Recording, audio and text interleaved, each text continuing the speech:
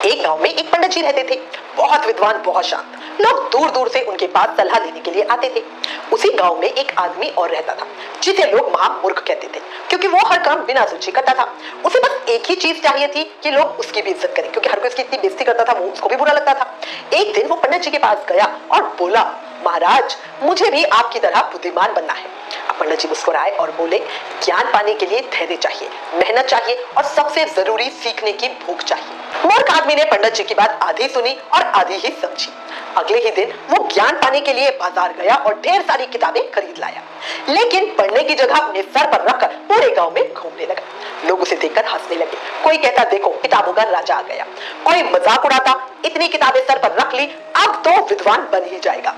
वो अंदर से टूटने लगा। उसे समझ नहीं आ रहा था कि गलती कहाँ हो रही है। भाई, पंडित जी ने कहा था ज्ञान प्राप्त करना, और किताबें खरीद ली तो ज्ञान तो आ ही जाएगा।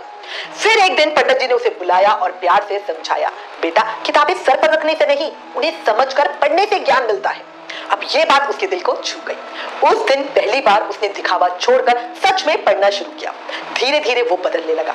अब वो ज्यादा सुनता था, कम बोलता था, गलतियों से सीखता था और कुछ साल बाद ही उसी गांव के लोग उसकी इज्जत करने लगे, क्योंकि वो पूरी तरह बदल गया। तो भक्तों, आज बहुत लोग सिर्फ दिखाने में सफल बनना चाहते हैं। महंगी चीजें, बड़ी बातें, सोशल मीडिया का दिखावा, लेकिन असली सफलता अंदर से आती है। याद रखना, ज्ञान कपड़ों से नहीं दिखता, समझ ऊंची आवाज से नहीं आती। एक बात हमेशा याद रखना, जो इंसान सीखना बंद कर देता है वो उसी दिन आगे बढ़ना भी बंद कर देता है।